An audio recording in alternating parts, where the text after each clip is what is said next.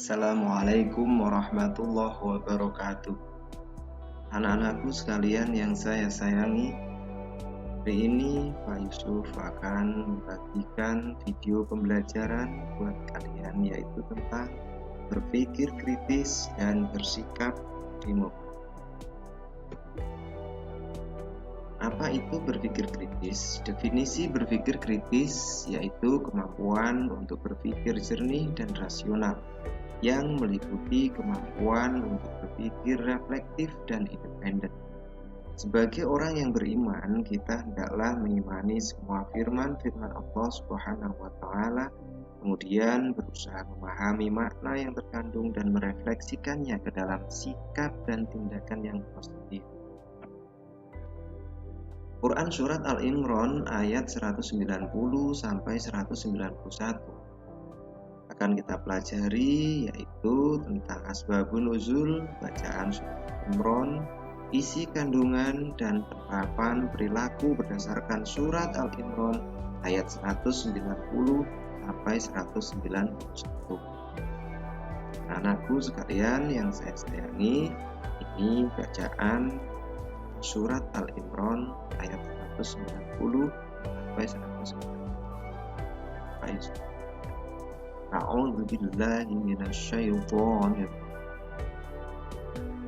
Inna fi khalqis samawati wal ardi wa ikhtilafil laili wan nahari laayatin liulil albab.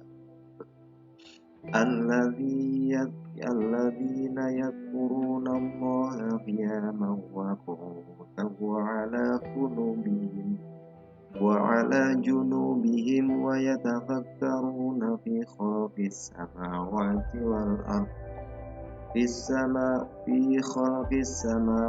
wal ardi rabbana ma khalaqta hadza batilan subhanaka faqina 'adzabannar. Ya. Kemudian terjemah Quran Surat Al-Imran ayat 191, ayat 190 sampai 191 ayat seperti berikut. Ya. Sesungguhnya dalam penciptaan langit dan bumi, silih bergantinya malam dan siang, terdapat tanda-tanda orang-orang yang mengenal, yaitu orang-orang yang mengingat Allah sambil berdiri atau duduk atau dalam keadaan berbaring, dan mereka memikirkan tentang penciptaan langit dan bumi seraya berkata, ya Tuhan kami, ya adalah Engkau saat ini dipuji, Maha suci Engkau, maka peliharalah kami dari siksa. Ini merupakan arti per kalimat Surat Al-Imran ayat 190 sampai 191. Inna itu artinya sesungguhnya, di dalam khalqi penciptaan samawati langit wal ardi dan bumi, wahtilah pergantian al-laili malam wan nahari la ayati, tanda-tanda dan albab di orang-orang artinya yaitu orang-orang yadhkuruna yang mengingat Allah ya berdiri wa'ala junubihim, wa'ala dan di dalam keadaan junubihim mereka berbaring, mereka bertarung dan mereka memikirkan khalqi dalam tentang taat Rabbana ya Tuhan kami, ma khalaqta tidak Engkau ciptakan dengan ini semua. Subhanaka maha suci Engkau, fakina lindungilah kami pada ya, itu arti per kalimat. Ini ada beberapa tajwid di dalam surat Al-Imran ayat 190. Inna intinya ya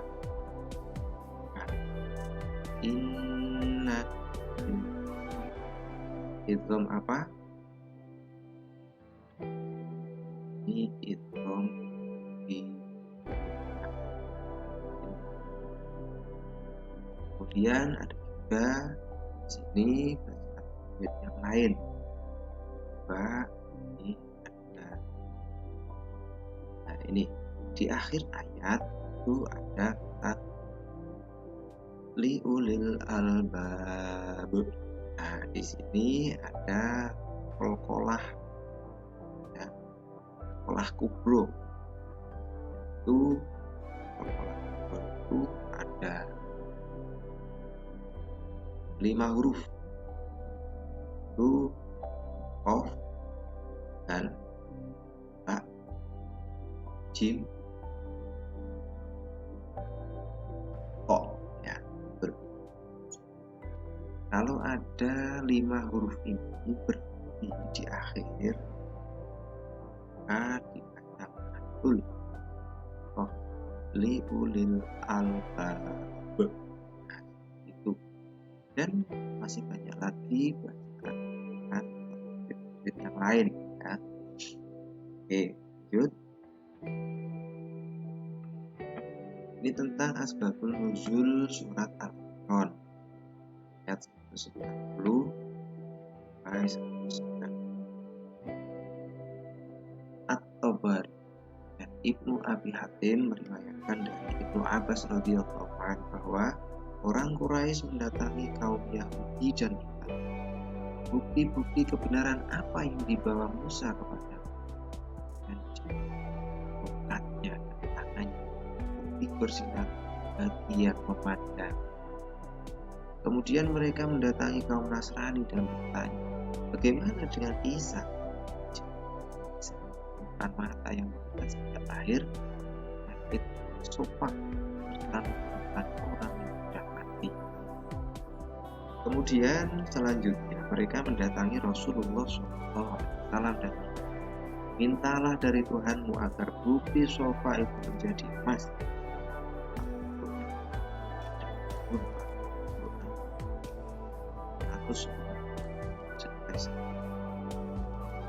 Mengajak mereka memikirkan langit dan bumi tentang kejadian dan hal yang menakjubkan di dalam, seperti bintang, matahari, bulan dan peredarannya, laut, gunung, pohon, buah, bintang dan sebagainya.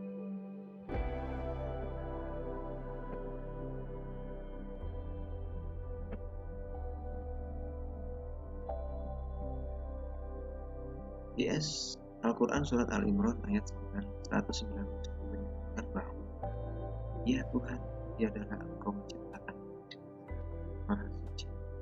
Berdasarkan ayat tersebut, Allah memerintahkan kepada umat manusia agar mempergunakan akalnya untuk memikirkan ayat. Disinilah letak berpikir kritis bagi kita. Ini ciri-ciri ulul albab. Yang pertama, bersungguh-sungguh menggali ilmu pengetahuan. Ketika kita mau bersungguh-sungguh dalam menggali ilmu pengetahuan, satu persatu tanda-tanda kebesaran Allah akan terbukti. Satu persatu ayat-ayat Al-Quran akan terbukti seiring berjalannya perkembangan, termasuk perkembangan teknologi, semuanya ada di dalam Al-Quran. Ini beberapa tokoh Islam yang luar biasa, beberapa ulul albab masa silam.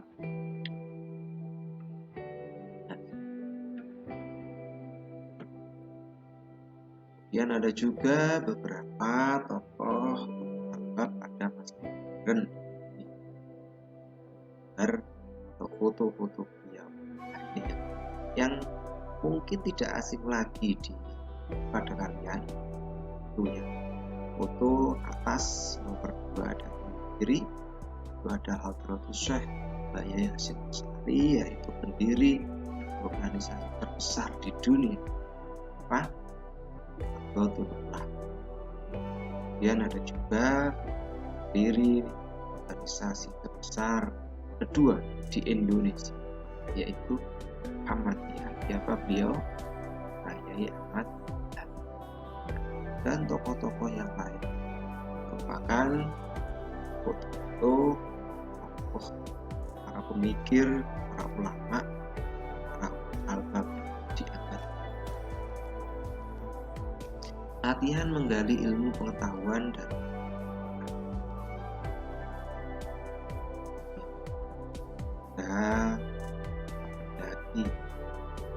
daki. Ketika manusia mendaki dan berada di ketinggian, maka makin tinggi makin sulit baginya untuk bernafas karena tekanan udara berkurang 1 derajat setiap kali ia naik 100 meter. Dan ini dijelaskan oleh Allah di dalam Quran Surat Al-An'am ayat 120. Barang siapa yang dikehendaki Allah kesesatannya, niscaya Allah menjadikan dadanya sesak lagi sakit, seolah-olah ia sedang langit. Jadi Allah sudah tahu dan sudah menjelaskan. Begitulah Allah menimpakan siksa kepada orang. Lalu kemudian dan segala sesuatu kami ciptakan berpasangan supaya kamu mengingat kebesaran luar biasa. Quran Surat Al-Zariyat. Kata berpasangan dalam Al-Quran bermakna laki-laki dan perempuan, bahkan atom juga berpasangan, positif dan negatif. Ada kekuatan menolak, ada kekuatan menarik. Pasangan dalam beragam bentuk. Luar biasa. Ini termasuk bukti kekuasaan Allah. Ya. Dalam Al-Quran Surat Al-Anbiya ayat 30 dijelaskan, dan apakah orang-orang yang berpikir tidak mengetahui bahwasanya langit dan bumi itu keduanya dahulu adalah satu yang padu. Kemudian kami pisahkan antara keduanya, dan dari air kami jadikan segala sesuatu yang hidup. Maka mengapakah mereka tiada juga ini? Kalau teori ya hari ini terkenal ya Mas Bu, itu ada teori Big Bang keluar kurang lebih tahun 1957 yang lalu. Itu ada teori Big Bang yang mengatakan bahwa terciptanya alam semesta ini berasal dari satu dentuman atom. Maka terjadilah proses semesta alam.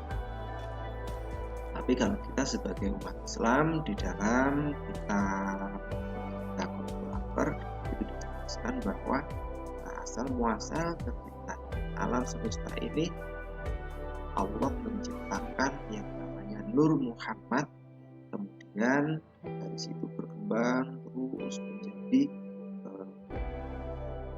alam semesta. Lanjut sekalian yang saya sayangi, pada tahun 1922 seorang ilmuwan astronomi Hubble menyebutkan bahwa seluruh galaksi kecuali 5/6 menjauhi dari bumi dengan kecepatan sesuai dengan jaraknya dan menurut perhitungannya, apabila terdapat bintang yang berjarak 1 juta cahaya menjauhi dari kita dengan kecepatan 168.000 km per detik, maka bintang yang berjarak 2 juta tahun cahaya menjauh dari kita dengan kecepatan 2 kali lipat. Begitu seterusnya. Hal ini menguatkan pandangan ilmuwan matematika dan pendeta Belgia, yaitu Lamitri, yang menyebutkan bahwa alam terus mengalami perluasan. Itu juga dijelaskan oleh Allah di dalam Al-Quran Surat Al-Zariyat ayat 47. Langit kami bangun dengan kekuasaan kami, kami pun yang kekuasaan. Itu dalam ini teori bentuk bumi yang mengatakan bahwa ada yang mengatakan bumi lonjong seperti telur unta. Nah, kemudian manusia sebelumnya mengira bahwa bumi itu datar. Lalu pada tahun 1577 ketika Sir Francis Drake keliling dunia, ia membuktikan bahwa ternyata bumi itu bulat. Dalam Al-Quran juga dikatakan, dan bumi sesudah itu dihamparkan buyar. Makna lain adalah telur gulung. Ini Sehingga ada juga orang yang mengatakan bahwa bumi itu berbentuk seperti telur. Ya, nah ini ada cahaya bulan, cahaya refleksi atau cahaya sendiri. Ini dulu kita beranggapan bahwa bulan itu menggunakan cahaya. Ternyata Allah 14 abad yang lalu menyampaikan kepada Muhammad melalui malaikat Jibril, Maha suci Allah yang menjadikan di langit gugusan-gugusan bintang, dan Dia menjadikan juga padanya matahari, sirat yang bercahaya, bulan yang bercahaya, nur dari refleksi. Al-Furqan ayat ini. Allah sudah memberitahukan bahwa itu bercahayanya karena ada refleksi dari cahaya matahari, rotasi matahari. Sebelumnya orang memahami bahwa matahari berputar, tapi ia tidak berotasi pada poros atau matahari. Itu ternyata nggak benar. Jelaskan dalam Al-Quran 14 lalu, dan dialah yang telah menciptakan malam dan siang, matahari dan bulan, masing-masing dari keduanya itu beredar di dalam garis edarnya. Nah, ternyata zaman modern membuktikan bahwa matahari butuh waktu kira-kira 25 hari untuk menyelesaikan satu rotasi. Ini terbukti satu persatu ayat Al-Quran terbukti oleh kecantikan. Kenapa bisa seperti itu? Karena kita mau pikir kritis. Nah, ini proses hidrologi siklus air ini juga menunjukkan bahwa Allah itu sangat kuasa. Nah, ini tidak akan bisa kita ketahui ketika kita sebagai manusia tidak mau berpikir kritis terhadap ciptaan-ciptaan Allah. Ini di dalam surat Al-A'raf ayat 25 juga diterangkan. Dan dialah yang meniupkan angin sebagai pembawa berita gembira sebelum datang rahmatnya hujan. Hingga apabila angin itu telah membawa awan mendung, kami halau ke suatu daerah yang tandus, lalu kami turunkan hujan di daerah itu, maka kami keluarkan dengan sebab hujan itu berbagai buah. Itulah kami membangkitkan orang-orang yang telah mati. Mudah-mudahan kamu. Nah, ini Allah ternyata sudah menjelaskan semuanya di dalam Al-Quran, termasuk proses hidrologi. Ini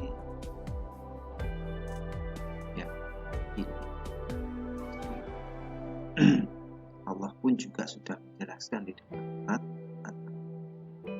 dan telah kami jadikan di bumi ini gunung-gunung yang kokoh supaya bumi tidak goncang bersama. Telah kami jadikan pula di bumi itu jalan-jalan yang luas agar mereka mendapat petunjuk. Insyaallah Allah sudah mengatur semuanya. Bumi diatur sedemikian rupa, dilengkapi, difasilitasi sedemikian rupa. Untuk apa? Untuk makhluk yang spesial. Ya, bumi suci ini diperlukan kita, ya, luar biasa. Terus bagaimana? Ya, kita harus merawatnya.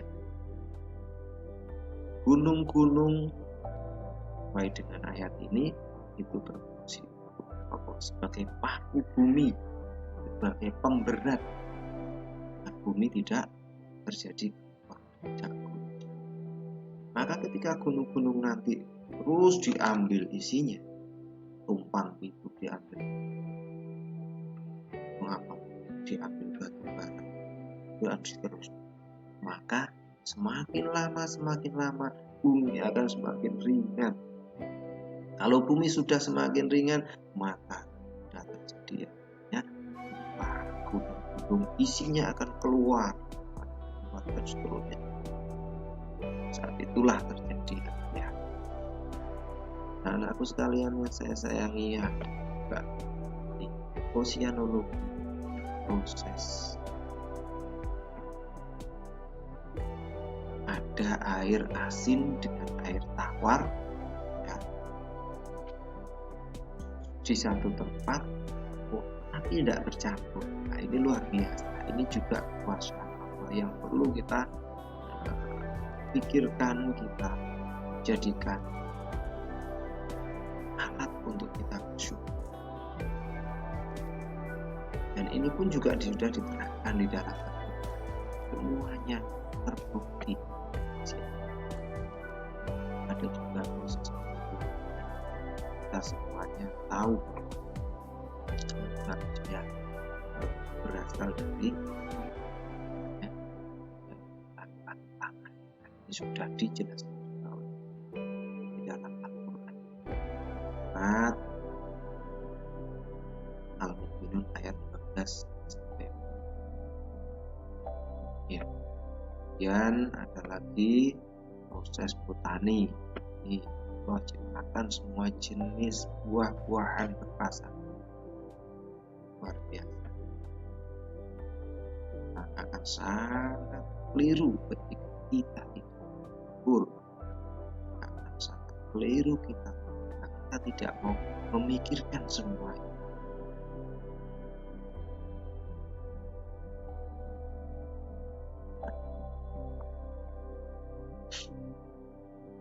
Hujan yang turun disimpan lewat sumur dan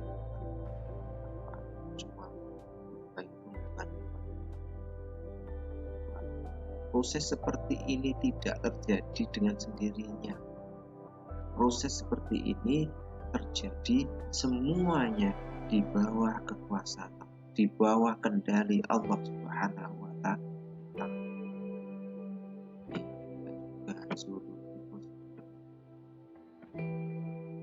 Dan semua sudah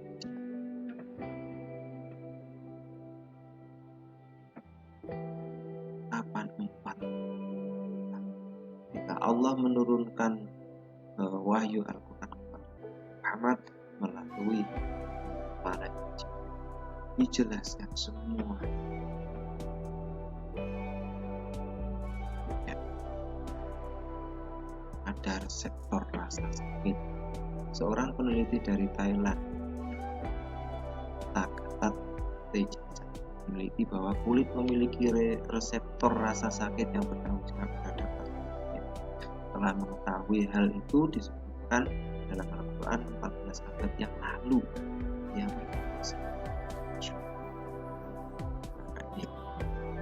14 abad yang lalu, sesungguhnya orang-orang yang berpikir kepada yang kami kelak akan kami masukkan mereka ke dalam neraka. Setiap kali kulit mereka hangus, kami kulit mereka dengan kulit lain, supaya mereka merasakan azab. Sesungguhnya Allah berkuasa lagi Maha Bijaksana. An-Nisa ayat 5. Di sini ada proses reseptor kulit.